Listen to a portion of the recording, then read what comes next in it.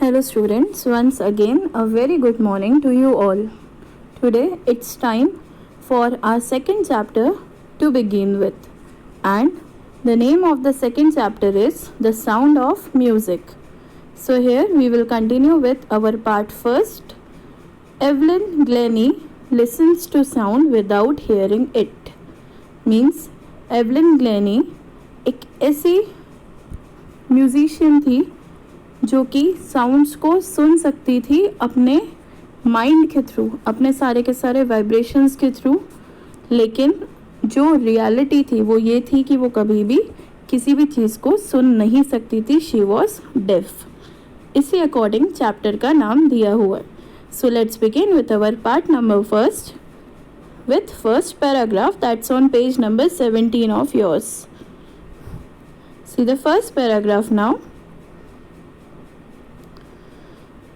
Rush hour crowds jostle for position on the underground train platform.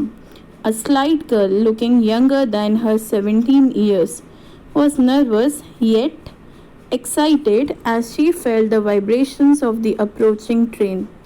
यहाँ पे किस चीज़ की बात हो रही है फर्स्ट पैराग्राफ में? आसपास बहुत सारी भीड़ थी. और भीड़ किस लिए थी? क्योंकि वो अंडरग्राउंड ट्रेन या फिर मेट्रो ट्रेन्स के प्लेटफॉर्म पर खड़े थे लोग, और वहीं पर क्राउड की यहाँ वहाँ मूव होने की बहुत ज़्यादा आवाज़ें आ रही थी. भीड़ में जैसे कोई एक दूसरे को धक्का देता है या फिर आगे निकलता है, पुश करता है, इस अकॉर्डिंग सारा का सारा जॉसल हो रहा था. एंड वहाँ पर एक स्लाइट गर्ल होता है एक सुंदर सी girl with a slim figure, जो कि अपने 17 ईयर्स की एज से भी ज़्यादा यंगर लग रही थी. Means she was of 16 year of as.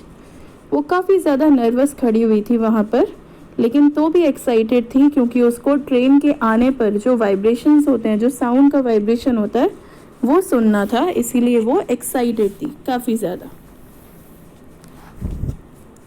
It was her first day at the prestigious Royal Academy of Music in London, and daunting enough for any teenager fresh from a Scottish farm.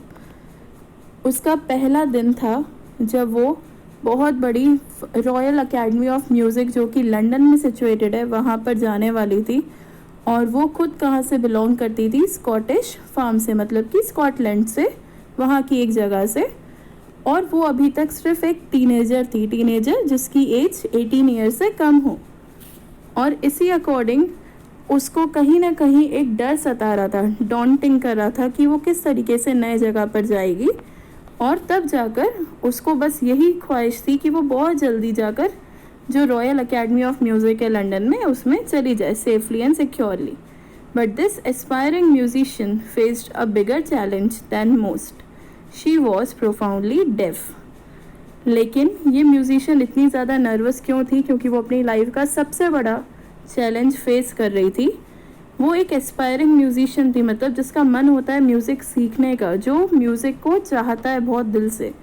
लेकिन उसको कहीं ना कहीं अपना एक सबसे बड़ा challenge भी फेस करना था, क्योंकि वो बचपन से ही कहीं ना कहीं बहुत ज़्यादा डीपली डेफ थी. प्रोफाउंडली होता है गहराई से, जो कि कभी भी क्योर ना हो पाए इलनेस. तो वो बचपन से ही डेफ हो गई थी कुछ सालों बाद. Okay, coming to second paragraph. Evelyn Glennie's loss of hearing had been gradual.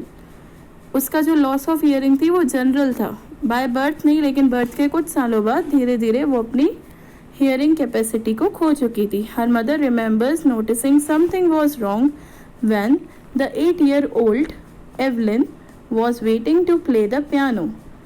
They called her name and she didn't move. I suddenly realized she had not heard.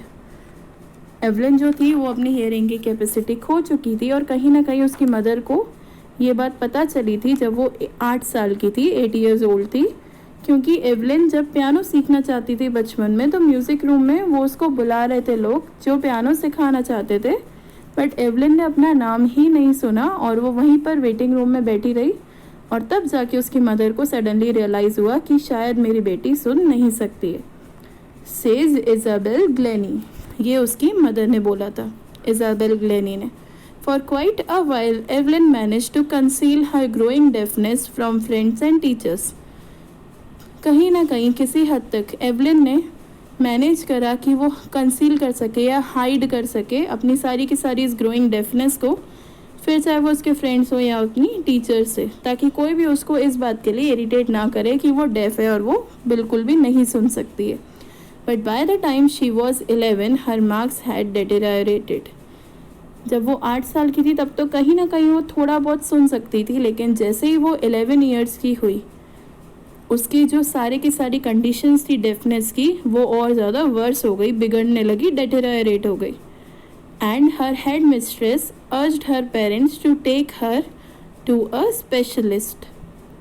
अब जाकर उसकी जो मिस्ट्रेस है, हेड मिस्ट्रेस मतलब school principal, school teacher, उन्होंने ये बोला, request करी उसके पेरेंट्स से कि उसको किसी न किसी ईयर स्पेशलिस्ट के पास ले जाया जाए।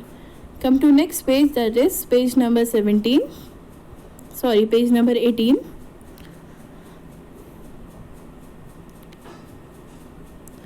It was then discovered that her hearing was severely impaired as a result of gradual nerve damage. तब जाकर उस स्पेशलिस्ट ने बताया कि उसकी जो हियरिंग कैपेसिटी है वो बहुत ज़्यादा बुरी तरीके से डैमेज हो गई है, सीवियरली डैमेज हो गई है। और इसीलिए ख़राब हुई है उसकी हियरिंग कैपेसिटी क्योंकि जो उसकी नसें हैं, नर्व्स हैं, उसकी मेन नर्व डैमेज हो चुकी है। They were advised that she should be fitted with hearing aids and sent to a school for the deaf. अब उसके पेरेंट्स को उस स्पेशलिस्ट ने एडवाइस करा कि इसको जो भी उसकी ईयर के अकॉर्डिंग हियरिंग एड्स लगते हैं, जो सुनने में हेल्प करते हैं, ऐसे मटेरियल से उसको प्रोवाइड किया जाए और उसको नॉर्मल स्कूल से शिफ्ट कर कर कहीं ना कहीं एक डेफ के स्कूल में डाल दिया जाए। मीन्स जो अब नॉर्मल स्टूडेंट्स होते हैं जिसमें कोई ना कोई वीकनेस होती है। Everything suddenly looked black, says Evelyn. अब एवलिन को हर एक चीज़ एकदम से अंधेरी या काली लगने लगी क्योंकि उसकी जो अभी तक लाइफ थी उसको लगा इस स्पेशलिस्ट के एडवाइस के बाद पूरी तरह से चेंज हो जाएगी। But Evelyn was not going to give up. She was determined to lead a normal life and pursue her interest in music. But Evelyn जो थी वो बहुत ज़्यादा डिटरमाइंड गर्ल थी, मतलब उसका विल पावर बहुत स्ट्रॉन्ग था और उसने डिसाइड कर लिया था कि वो कभी भी लाइफ में गिव अप नहीं करेगी। और उसने ये भी सोच लिया था कि अगर उसका इंटरेस्ट म्यूज़िक में है तो एनी हाउ वो म्यूज़िक को परस्यू करेगी, मतलब कि म्यूज़िक को कंटिन्यू रखेगी। One day she noticed a girl playing a xylophone and decided that she wanted to play it too. Most of the teachers discouraged her, but percussionist Ron Forbes spotted her potential. अब एक बार उसने एक लड़की को xylophone बजाते हुए देखा तो उसका इंटरेस्ट भी उसमें जागा और उसने बोला कभी ना कभी वो भी ये ज़ाइलोफोन ज़रूर बजाएगी। सारे के सारे टीचर्स ने उसको डिस्करेज करा कि आप डेफ हो, आप सुन नहीं सकते, तो आप म्यूज़िक के जो भी इंस्ट्रूमेंट्स हैं वो कैसे बजाओगे, you can't be a musicianist. But तब जाकर एक परक्यूशनिस्ट वो पीपल होते हैं जो एक साथ बहुत सारे म्यूज़िकल इंस्ट्रूमेंट बजाने का टैलेंट रखते हैं। मीन्स आप ड्रम भी बजा सकते हैं, आप तबला भी बजा सकते हैं, आप गिटार भी, और जो भी सारे के सारे म्यूज़िकल इंस्ट्रूमेंट होते हैं। तो एक पर्सन जब मल्टीपल म्यूज़िकल इंस्ट्रूमेंट्स बजाता है तो वो परक्यूशनिस्ट कहलाता है। तो वहाँ लंदन में जो रॉन फोर्ब्स थे उसके परक्यूशनिस्ट, उन्होंने कहीं ना कहीं उस गर्ल की हिम्मत, उसकी पोटेंशियल को देखा और उन्होंने उसकी हिम्मत को बांधे रखा। He began by tuning two large drums to different notes. Don't listen to it through your ears, he would say. Try to sense it some other way, says Evelyn. Evelyn ने बोला कि जो वहाँ पे रॉन फोर्ब्स थे उन्होंने मेरे सामने दो अलग अलग ट्यून के अकॉर्डिंग ड्रम्स को बजाया और साफ बोला इनको सुनने की कोशिश मत करो, इसका सेंस को समझने की कोशिश करो। इसका सेंस क्या है, मतलब उसके वाइब्रेशंस को समझने की कोशिश करो, ऐसा एवलिन ने कहा। Suddenly I realized I could feel the higher drum from the waist up and the lower from the waist down. अब एवलिन ने उन ड्रम्स के जो साउंड्स थे उसको कैसे रियलाइज़ करा, उसने बोला जो हायर ड्रम था जिसमें बहुत ज़्यादा हाई नोट्स निकल रहे थे वो मुझे अपने वेस्ट के ऊपर के सारे बॉडी पार्ट में महसूस हुए और बाकी जो लोअर ड्रम था उसके सारे वाइब्रेशंस मेरे वेस्ट के नीचे, मतलब पैरों से लेकर मुझे पूरे महसूस हुए और इस अकॉर्डिंग वो उन ड्रम्स के वाइब्रेशंस को समझने लगी। Forbes repeated the exercise and soon Evelyn discovered that she could sense certain notes in different parts of her body. Ron Forbes एक कंटिन्यूस एक्सरसाइज की तरह उसके साथ ये प्ले कर रहे थे ताकि वो अपनी बॉडी से वाइब्रेशंस को समझे और म्यूज़िक को सीख सके अगर उसमें पोटेंशियल है तो। और वो हर दिन एवलिन के साथ यही सारी की सारी प्रैक्टिस करते रहते थे और कहीं ना कहीं वो अब सारे के सारे म्यूज़िक नोट्स को समझने लगी थी, अपने बॉडी के डिफरेंट पार्ट्स के साथ वो पहचानने लगी थी। I had learned to open my mind and body to sounds and vibrations. The rest was sheer determination and hard work. तब एवलिन ने बोला कि अब जाकर वो साउंड को समझने लगी है, वो सीखने लगी उसके नोट्स, और thanks to her body parts जो अलग अलग साउंड को अलग अलग तरीके से समझते हैं और उसकी बॉडी में वाइब्रेशन क्रिएट करते हैं। और उसके बाद जो उसकी सीखने की मेन डिटर्मिनेशन था वो बहुत ज़्यादा शेयर था, मतलब स्ट्रॉन्ग था, और उसका हार्डवर्क जो उसको कंटिन्यूसली एक म्यूजिशियन बनाने की तरफ ले गया। Coming to 4th paragraph, she never looked back from the point onwards. शी toured the United Kingdom with a youth orchestra, and by the time she was 16, she had decided to make music her life.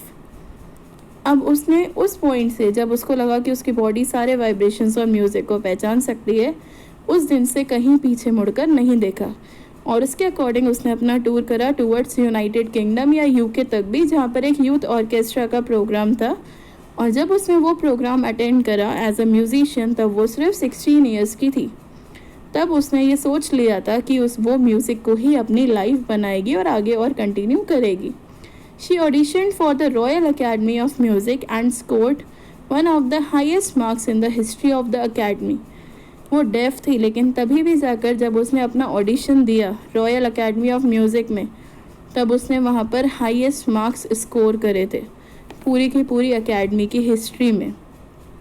She gradually move from orchestral work to solo performances. तब जाके वो band या orchestra के साथ नहीं गाती थी और धीरे धीरे करके उसको अपना सोलो परफॉर्मेंस देना था, तो वो सिंगल या सोलो परफॉर्मेंस की तरफ मूव होने लगी धीरे धीरे।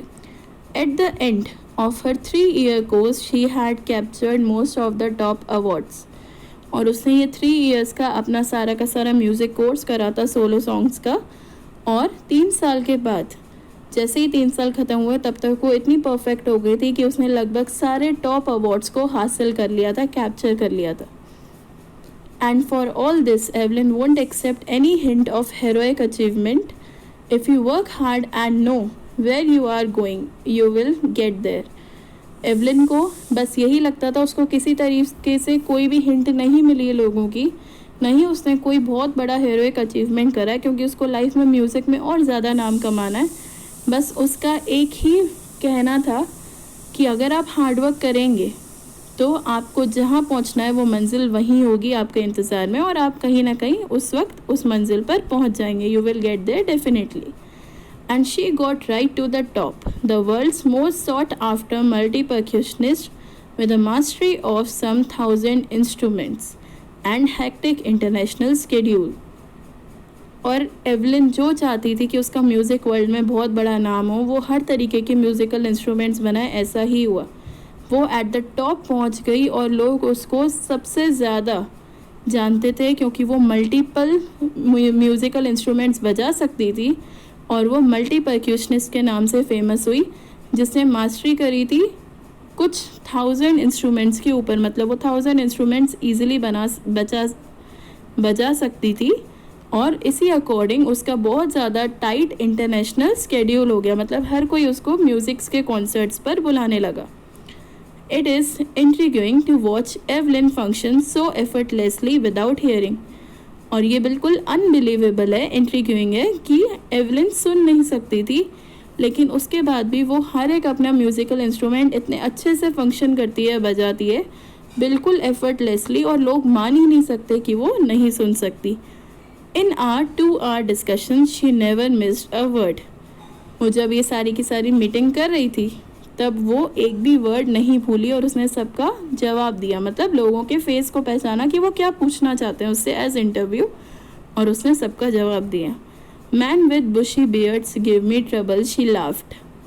और वो किस बात पर हंसने लगी? जो मैन बहुत ज़्यादा ऐसी बड़ी बड़ी दाढ़ियों वाले होते हैं, मुझे उनसे कहीं ना कहीं थोड़ा सा डर लगता है, वो मुझे ट्रबलसम करते हैं, और वो इस बात पर हंसने लगी। So class, we will continue with this chapter tomorrow as well. Please go through the chapter and the glossary part which is given there. You have to write the glossary part in your notebook. So just go through the glossaries as well. Thank you class.